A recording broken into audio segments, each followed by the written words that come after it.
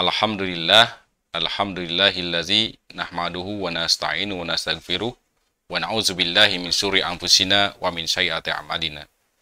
May yahdihillahu fala mudhillalah wa may yudhlil fala hadiyalah. Asyhadu an la ilaha illallah wahdahu la syarikalah wa asyhadu anna Muhammadan abduhu wa rasuluh allazi la nabiyya ba'da.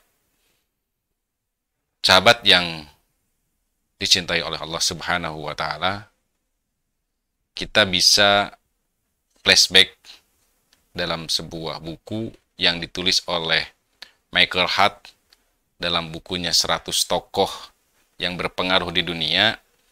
Beliau menempatkan ada seseorang yang luar biasa, yang itu menjadi panutan kita sebagai umat Islam.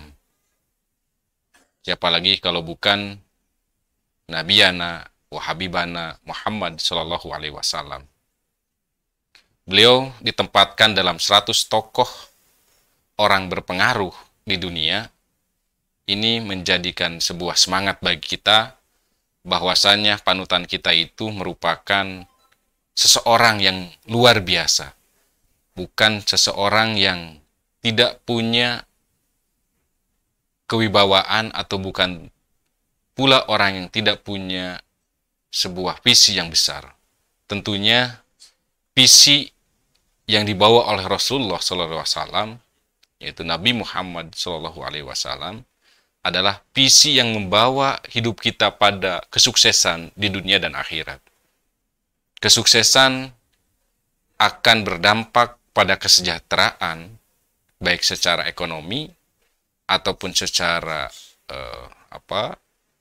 spiritual, tentu apabila memang ini didorong oleh visi yang luar biasa yang dibawa oleh Rasulullah Shallallahu Alaihi Wasallam, di mana visi sukses dan kesejahteraan yang dibawa oleh Rasulullah Shallallahu Alaihi Wasallam ini sekurang-kurangnya ada 3 poin penting yang harus menjadi catatan bagi kita.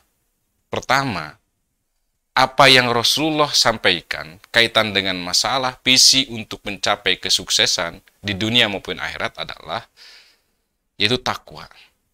Takwa menjadi kunci menuju kita pada kesuksesan. Di mana dalam salah satu ayat Al-Quran disebutkan bahwa Allah menjelaskan kepada kita, atau Allah mengajak kepada kita supaya kita menjadi orang yang bertakwa. Ya ayyuhallazina amanu ittaqullaha haqqa tuqatih wa la tamutunna illa wa antum muslimun. Bahwa kita diharapkan menjadi orang-orang yang beriman dan bertakwa gitu kan. Dan jangan sekali-kali kita mati dalam keadaan bahwa kita itu tidak menjadi seorang muslim. Bahwa kita harus menjadi seorang muslim. Seorang muslim yang baik adalah dia yang memiliki nilai ketakwaan terhadap Allah Subhanahu wa taala. Bahwa ketakwaan ini menjadi suatu hal yang penting dalam kehidupan kita, karena kita akan selalu merasa diawasi oleh Allah Subhanahu wa taala. Bahwa kesuksesan itu harus merasa diawasi. Orang yang sukses itu adalah orang yang merasa diawasi bahwa dirinya takut untuk melakukan sebuah kesalahan.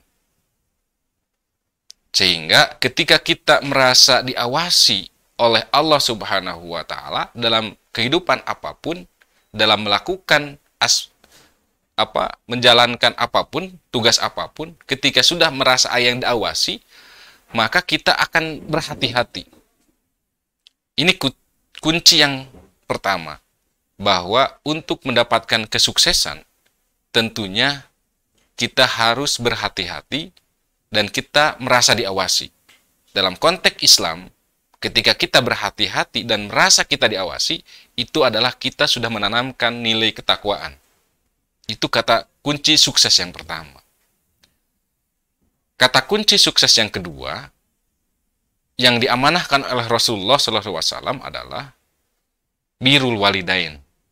Bahwa kita harus berbuat baik terhadap kedua orang tua. Kenapa birrul walidain menjadi penting untuk mencapai kesuksesan di dunia maupun di akhirat? Tentu bahwa ini bukan sesuatu hal yang sederhana, karena Allah sendiri di dalam Al-Quran menjelaskan bahwa ketika kita menyebutkan kata saja terhadap orang tua, ini sudah sesuatu yang dilarang, atau sesuatu yang tentu saja ini tidak boleh. Sehingga berbuat baik terhadap orang tua menjadi penting atau sebagai prasyarat utama di dalam membangun kesuksesan. Karena ridho orang tua itu bersama ridhonya Allah, atau ridhonya Allah itu berada dalam ridho orang tua.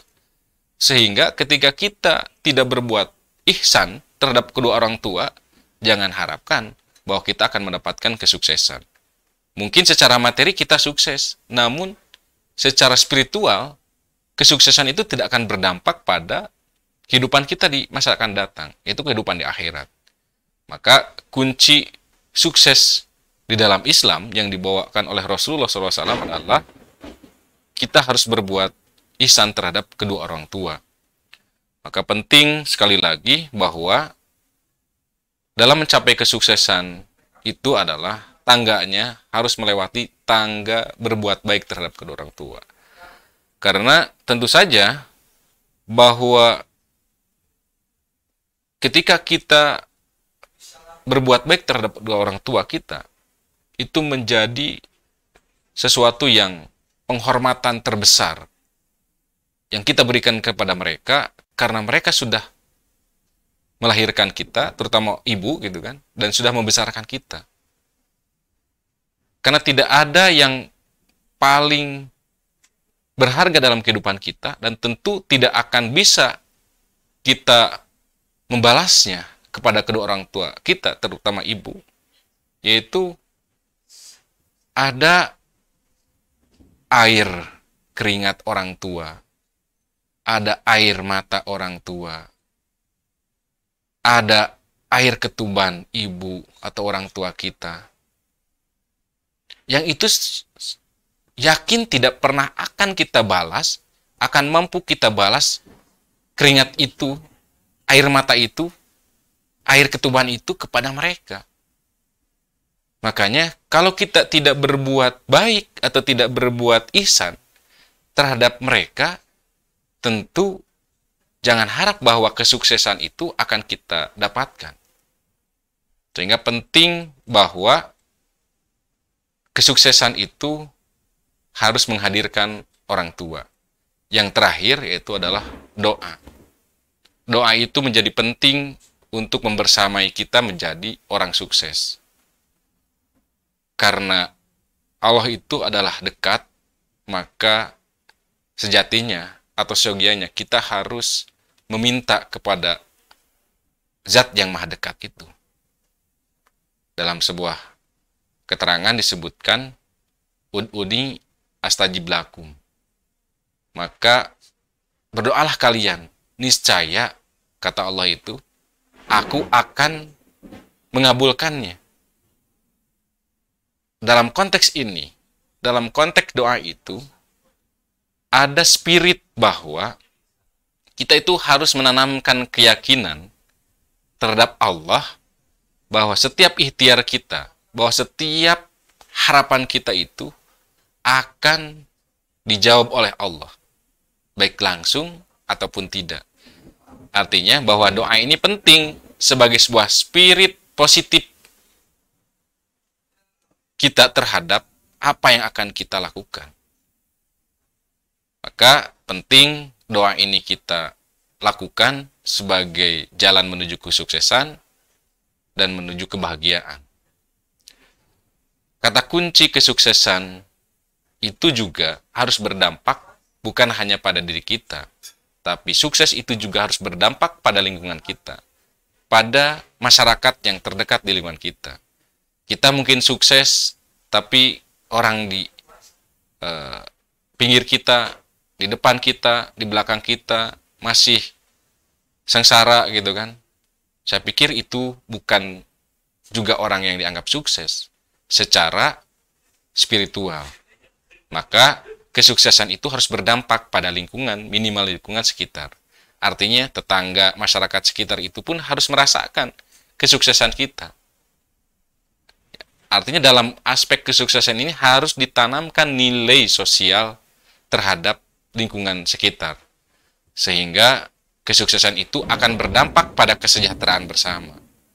Ketika kesejahteraan yang kita dapatkan itu bisa berdampak pada masyarakat lingkungannya, maka kesejahteraan bersama itu akan berdampak pada pahala yang besar juga bagi kita di kehidupan di dunia ataupun di akhirat. Sehingga 3 poin utama ini sebagai pilar atau sebagai tahapan kita menuju sukses, mudah-mudahan ini bisa menjadi sebuah spirit bagi kita, bisa menjadi sebuah barometer bagi kita, menjadikan kita menjadi pribadi yang sukses, pribadi yang bahagia, pribadi yang sejahtera. Namun, sebagai catatan terakhir, kesejahteraan itu tidak akan berdampak positif apabila hanya dinikmati oleh sendiri. Maka, kesejahteraan itu harus berdampak pada lingkungan, sehingga kesejahteraan bersama ini menjadi prioritas utama dalam kehidupan kita menjadi seorang yang sukses di dunia dan tentunya sukses di akhirat. Itu mungkin yang bisa saya sampaikan, mudah-mudahan bisa memberikan sebuah spirit bagi kita untuk menjadi pribadi yang lebih baik lagi, pribadi yang bisa bermanfaat bagi kehidupan di dunia maupun di akhirat. Rabbana atina fid dunya hasanah wa fil akhirati hasanah wa qina azabannar. Assalamualaikum warahmatullahi wabarakatuh.